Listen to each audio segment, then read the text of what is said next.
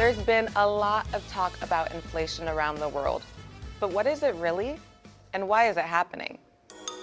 So, what is inflation?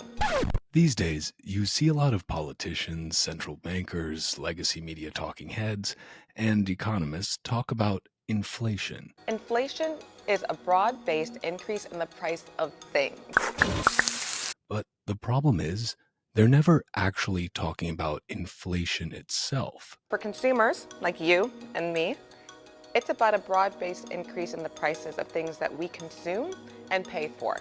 They're talking about the rise in prices that is the result of inflation. So that includes things like groceries, gas, subway passes. That may sound confusing to some, so I'm going to try and clear it up for you so you can better understand what inflation really is. Once you understand the nature of inflation itself, you'll find yourself wondering why all these politicians, bankers, media talking heads, and fiat economist stooges always blame inflation on COVID-19. Take COVID as an example. Putin. The Putin price hike. The Putin price hike. Putin's price hike. Putin's price hike. Are because of Vladimir Putin. This is Putin's war. These are Putin's increases. No, inflation was high before, certainly before the war in Ukraine broke out. Greedy corporations. Corporate monopolies, price gouging. Even Beyonce. But they never talk about the real cause of inflation, which is the root cause of prices rising. You simply flooded the system with money.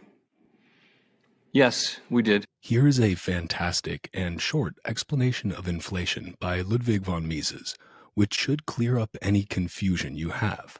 If the supply of caviar were as plentiful as the supply of potatoes, the price of caviar, that is, the exchange ratio between caviar and money, or caviar and other commodities, would change considerably.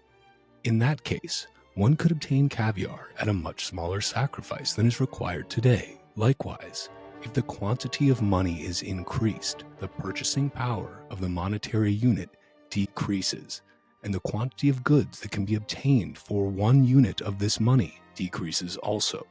When, in the 16th century, American resources of gold and silver were discovered and exploited, enormous quantities of the precious metals were transported to Europe. The result of this increase in the quantity of money was a general tendency towards an upward movement of prices in Europe. In the same way today, when a government increases the quantity of paper money, the result is that the purchasing power of the monetary unit begins to drop, and so prices rise. This is called inflation. Unfortunately, in the United States, as well as in other countries, some people prefer to attribute the cause of inflation not to an increase in the quantity of money, but rather to the rise in prices. Ludwig von Mises spoke these words in 1958. But they are just as true today, even more so, because now instead of printing paper money, governments and central banks like the Federal Reserve can create new money out of thin air with a few keystrokes of a computer. So to lend to a bank, we simply use the computer to mark up the size of the account that they have with the Fed.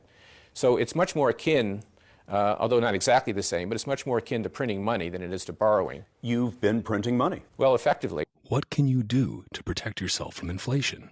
Well, study Bitcoin. Unlike the US dollar and other fiat currencies that have unlimited total supply. Flooding the system with money. Yes, exactly. And there's no end to your ability to do that. There is no end to our ability to do that. Bitcoin has a fixed supply of 21 million, and the rate of new Bitcoins created, the inflation rate, exponentially decreases every 4 years in an event known as the halving. So, next time you hear some politician or central banker talking about rising prices without talking about the trillions of dollars the United States created in the last few years alone, call them out.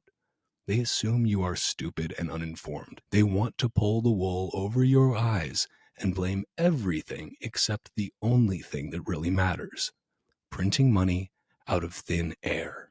Where does it come from? Do you just print it? We print it digitally.